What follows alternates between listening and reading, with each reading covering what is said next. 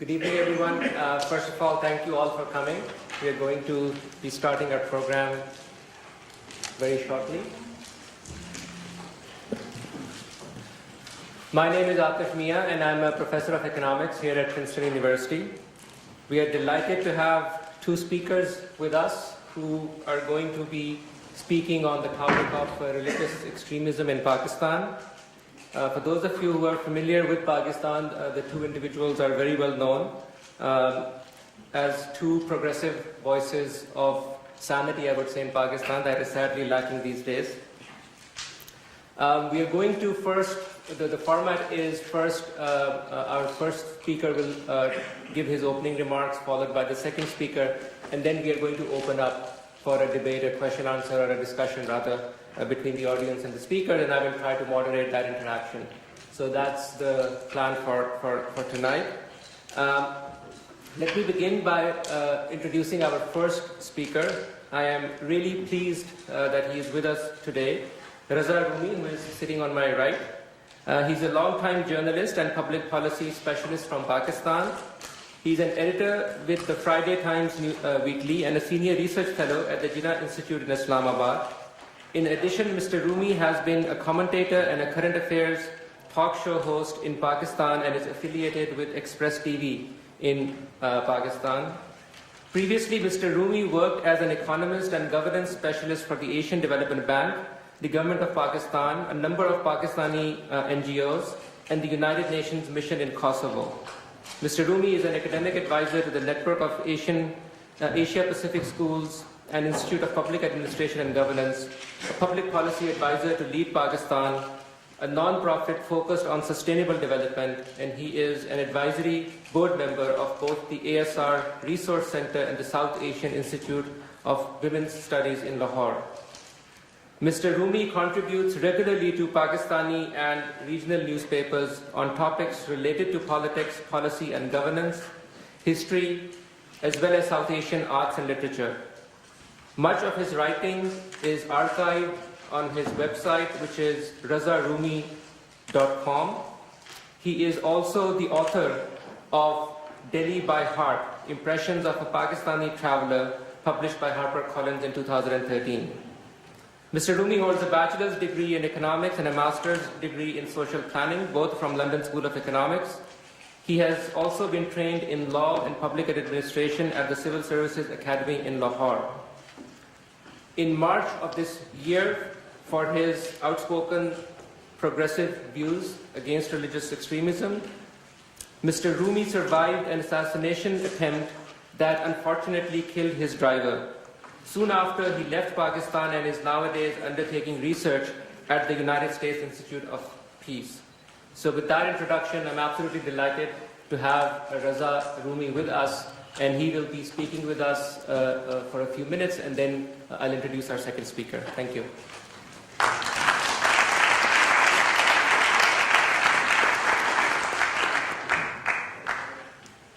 Thank you, Atif. First of all, I'd like to thank, it's a matter of great honor and to be here and to be invited by Princeton and, of course, by Professor Atif Mia, who himself is a very distinguished young rising star, both globally and Pakistani. As a Pakistani, I'm very proud of him. I've been introduced in much detail, so I need not go over what I've been up to. But I would just like to make a very quick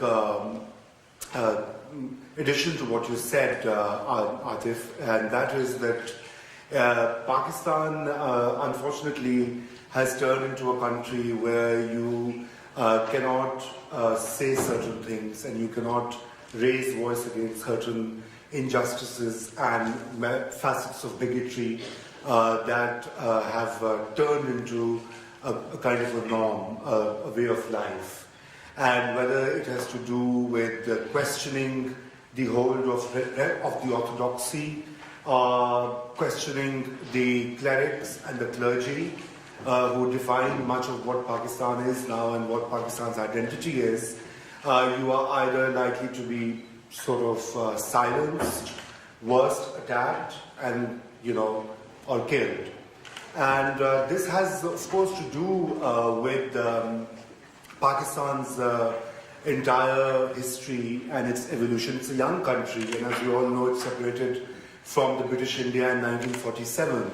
And it was meant to be a place where the Muslims as a minority in British India would be safeguarded, their economic, their political, and their social rights would be safeguarded.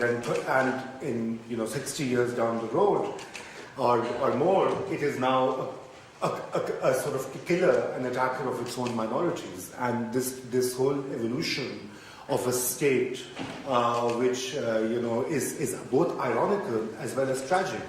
Because when Pakistan's demand was being made, the foremost purpose was to ensure that the Muslim minority enjoyed full protection and liberties. And they were not just religious liberties, they were also the idea of sharing power, of being empowered, of participating in national life. And that was what the whole Pakistan movement stood for. There are many views about the Pakistan movement. There were many contradictions in it as well, unfortunately. But once the country was made, its founder, who did mention Islam, who did mention Muslims as a basis for nationhood, gave a very clear direction on August the 11th, 1947, in his maiden speech as the Governor General of a new country. He made it very clear that, yes, we have religious differences with India. We are a separate entity. But now that Pakistan is made, it would be a moderate and plural state. And that Hindus and Muslims, the two big communities of pre-1947 era, would cease to be religious because they would be equal before the state. So the promise or the idea was a secular state. He stopped short of using the term secular for its connotations because the Indian National Congress took upon the secular identity for the Indian state. But it was quite clear that what kind of direction, because he deep down and his advisors realized that if you were to give a religious identity to a state, to institutions of governance, it would spell trouble and disaster. And that is precisely what has befallen Pakistan in 2014, as we speak now. The first departure from that ideal or the policy goal that Mr. Jinnah set came immediately after his death, within a year or so, when the Constitutional Assembly passed what is known as the Objectives Resolution. It was a statement of intent. It said, well, we are Muslims and Pakistan is going to have an Islamic character, it's going to be an Islamic state. Fine, there is a religious sentiment and there is a lobby, and there was even then a whole crew of people, parties, groups, interest groups, forces that wanted Pakistan to have an Islamic identity. But gradually over the decades, that piece of that statement of intent has turned into an operative part of the Constitution. Now it is embedded in the Constitution. For the sake of time, I'm not going to go too much into history, but by 73, Pakistan was an Islamic state. And, currently its constitution bars a non-Muslim to become a president or a prime minister. The oaths of office for the highest officials in the country, which are appended to the constitution, mention that sort of allegiance to the Islamic State, to quote-unquote Islam. And the problem with that is that that's all very good and good intentions, but what is Islam or what is Islamic and what is un-Islamic is something that has not been settled for the last 1400 years. And even today, Islam, the Muslims are not a monolith. Islam is not one easily definable set of rules or principles or belief systems. So, it varies. There are many sects within Islam, and there are many ways to worship the same God and have practices, and they differ. But within Pakistan, that battle or that struggle has still not been resolved. And so we have today both a sectarian conflict as well as the unresolved question of the Islamic identity of the country. So 73 was that watershed, and then in 74, Mr. Mujib is going to elaborate more on that. That was again a watershed where the parliament took it upon itself to define who is a Muslim and who is not a Muslim.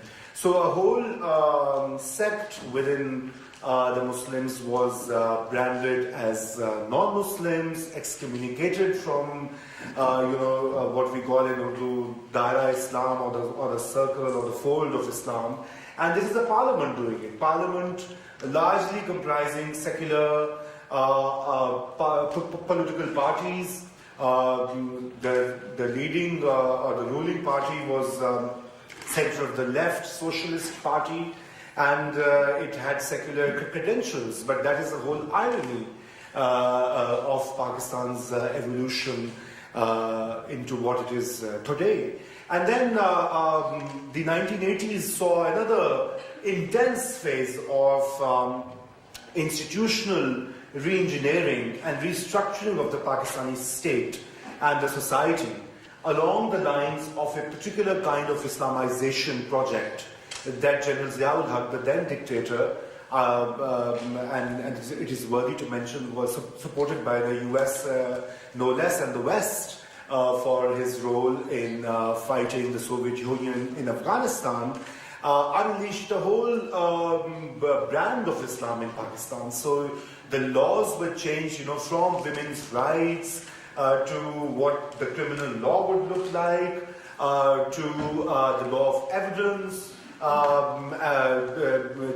even banking system. So it was all Islamicized according to the whim of a military ruler advised by the majority sect, which is the Sunnis, and which excluded the other diverse ranks of Muslims living in Pakistan.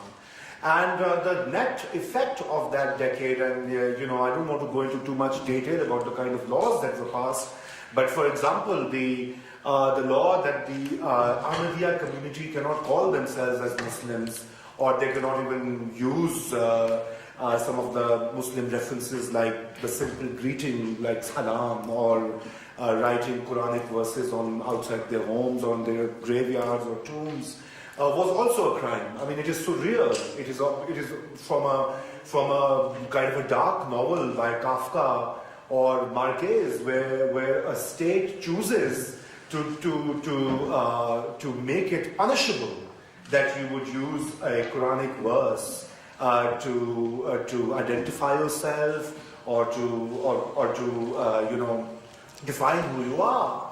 And so consequently what we have today, the hundreds of people languishing in jails, hundreds dying because of this kind of bigotry and intolerance. And that decade also saw the kind of growth of militant organizations, Sunni militant organizations, which also chose upon themselves to declare the other large group of Muslims within Pakistan, the Shiites, as infidels. So you had wall chalkings, you had massive production of religious literature that justified why the Shias were not Muslims or half Muslims or not good enough Muslims or infidels or outright wajibul qatl, liable to be murdered.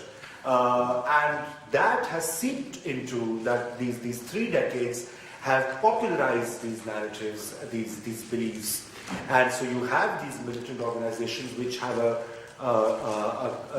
objective of actually eliminating Shias and Ahmadiyya community from Pakistan to purify the land. So that, Pakistan, by the way, means land of the pure. So it is a bit ironical how it is being played out. after its creation. And so just to give some data from the last 10 years, I think nearly 4,000 Pakistanis have been purely targeted on religious hate crime. I mean, and that is not much as the conspiracy theorists in Pakistan believe the Jews or the Christians or the Hindus coming in and shooting the Muslims, but it is actually the Muslims shooting other Muslims, thinking they're not good Muslims, or they're not full Muslims, or they're not devout enough Muslims. So you have this kind of a public narrative where a big number, millions, are insecure.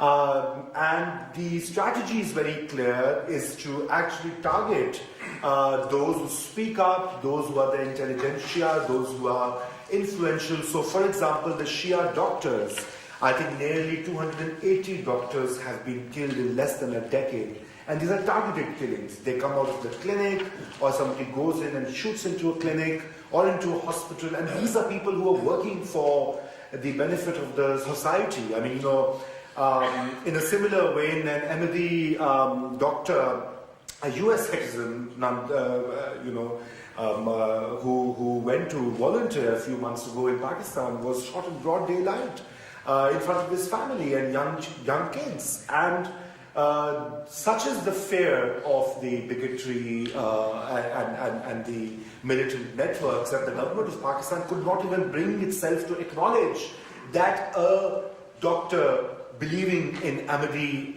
faith was actually shot down. And at a larger level, it's even more tragic because Pakistan's first Nobel laureate, Dr. Abdul Salam, who was a world-renowned physicist, was disowned by Pakistani state and most of the Pakistanis because he belonged to the Ahmadiyya community. And so, in other words, he was the wrong kind of a Muslim or the wrong kind of a Pakistani. So, resultantly, children in Pakistan who study in schools and colleges don't know who Dr. Salam was. I mean, some know because there's agitation, there's a parallel narrative, there's advocacy, but most of them don't know. And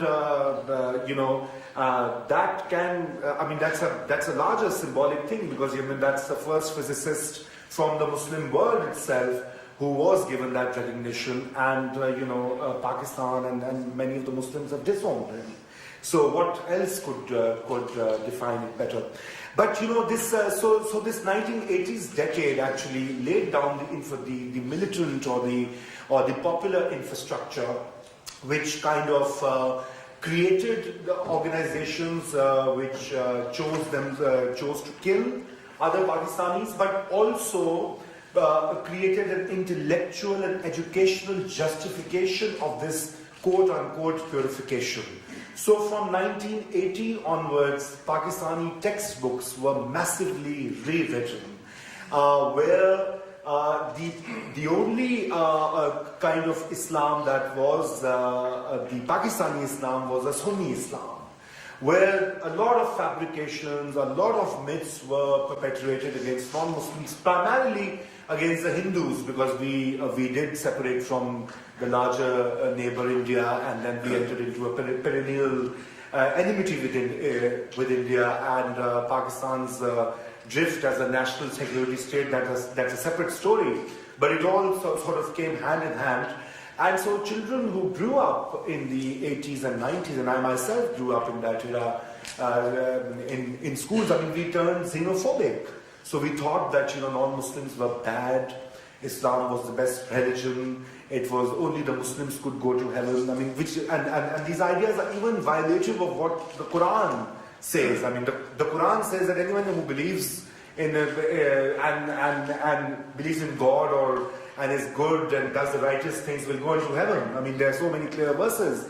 But we were made to believe that only Muslims will enter heaven, and that to the right kind of Muslims, mind you.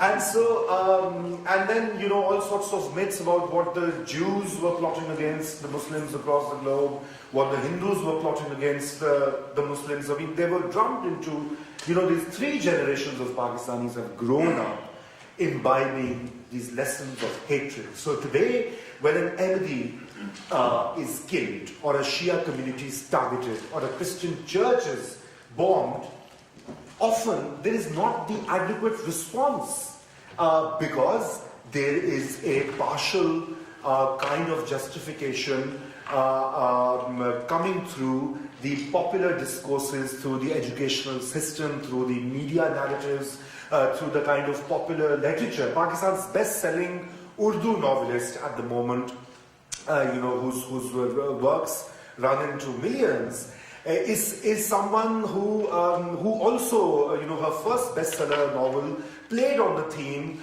where the Ahmadi protagonist of the novel had to convert to redeem him or herself. So, so that's the kind of popular literature that Pakistanis are reading.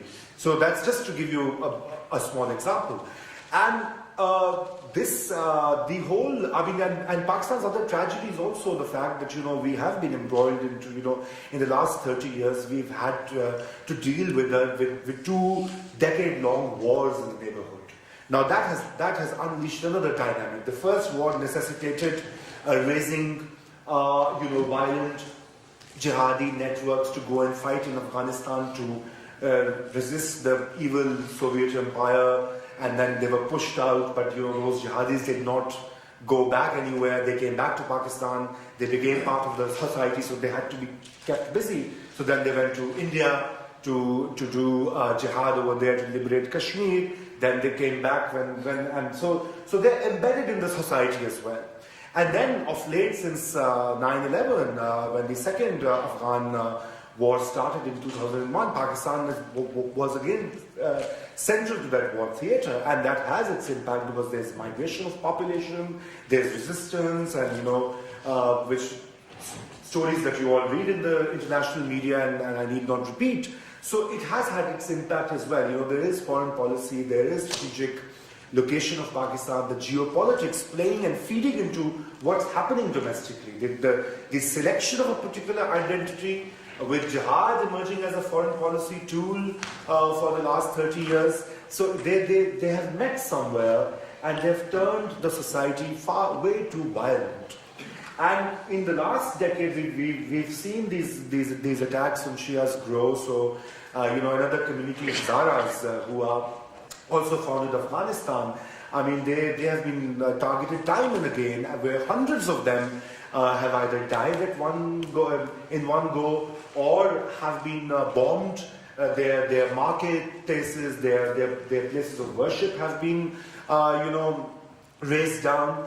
And at the same time, then these groups, because they become so powerful, they can cow down people into submission or into a climate of fear.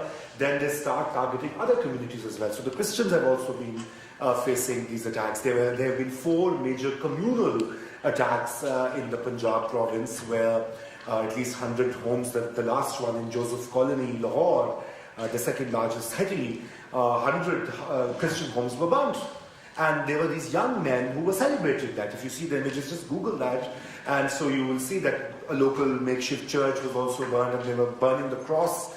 And they were making these victory signs. What does that imply? It implies that there is an indoctrinated mind that thinks that doing that to non-Muslims is perhaps an act of worship or a good deed, and so it needs to be celebrated. And that is the mindset that Pakistan has to reverse for its future potential and prospects, because that is going to just divide and induce further chaos into the society. So what is the way out? there are only 2 minutes left. I think the most critical aspect, as I mentioned, is the education system of Pakistan, and much has been written about it, much has been said. Pakistan unfortunately also has a unique distinction of having the second largest school-going population out of school. So 25 million school-going kids are out of school. And those who are in school get a kind of education. That's the kind of catch-22 you have. So there's a whole revamping and reimagining of the education system that has to be done. But more importantly, it is the state of Pakistan, its law enforcement institutions, its institutions of justice that have to, shed this partisan or a sectarian or a religious identity and act as a neutral arbiter of citizen and public interest. And that is what is lacking. So that is perhaps one of the other reasons, Pakistan comes into news for the wrong reasons many times, that the rise in the cases of those accused for blasphemy has also seen a huge increase in the last decade or so. I mean, there are hundreds, there are at least 600 who've been charged, 400 I think are in various prisons, and the judges are afraid to adjudicate on that. The police is afraid to investigate impartially because the other dimension has entered, and that's a mob justice. So now, if a person who is accused of blasphemy or being, anti-Muslim or anti-this or anti-that, can actually be a target of immediate, attack and justice. And the most glaring example was Governor Tasir, who was shot dead by his own police guard, highly trained. It's known as the elite police cadre. And he shot himself. Why? Because he was actually advocating for the rights of a poor Christian woman, accused of blasphemy, and often this is to settle personal scores. And so he was raising voice. He was saying, "Let's amend the law. Let's talk about the law, and let's review the law." And the guard just shot him. And after 3 months, another Christian minister, who was I knew both personally, Shahbaz Bhatti, was gunned down in April because he was heading a parliamentary commission looking into the possibility of reviewing the blasphemy law. There were no recommendations, there was no desire to repeal it. It was just just to explore the idea of making that law more humane or less open to abuse. And he was gunned down. And there's a string of incidents. Lawyers, most recently a lawyer in May, taking up a case of a 27-year-old accused of blasphemy, who was also a Fulbright scholar in the US 2 years ago, was also gunned down in the office. And so now it's also becoming that difficult because the state is both afraid and losing its writ to get law enforced. And I think that, other than the education and its link to the state writ as well, is that Pakistani state has to take stock of its current ability to enforce the laws, the ability to enforce fundamental rights and freedoms. And there is now rethinking that the army has launched a major operation against the Pakistan Taliban, and there has been less incidents of terror, suicide bombings since the last 2 months. But that has to be sustained. It has to come back with the reintegration of these thousands of jihadis who are around in the country. Something has to be done. They have to be given other skills. They have to be given other jobs than just the promise of 72 virgins in heaven. So, otherwise they would keep on blowing themselves or blowing others up or killing enemies or Shias to gain, a blissful life in the paradise. So I think I'll just end there, and then we can go into the Q&A if there's specific clarifications required.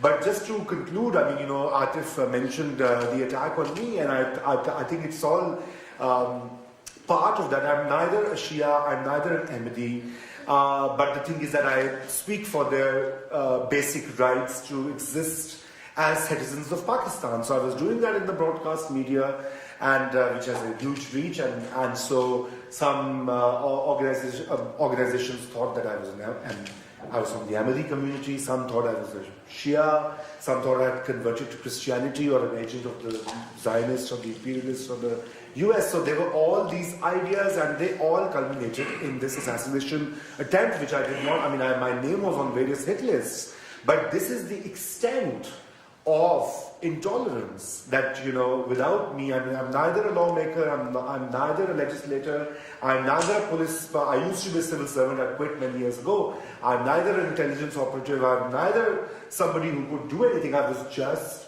trying to speak up. And I'm glad that I have this opportunity here to continue doing that. Thank you, Anders.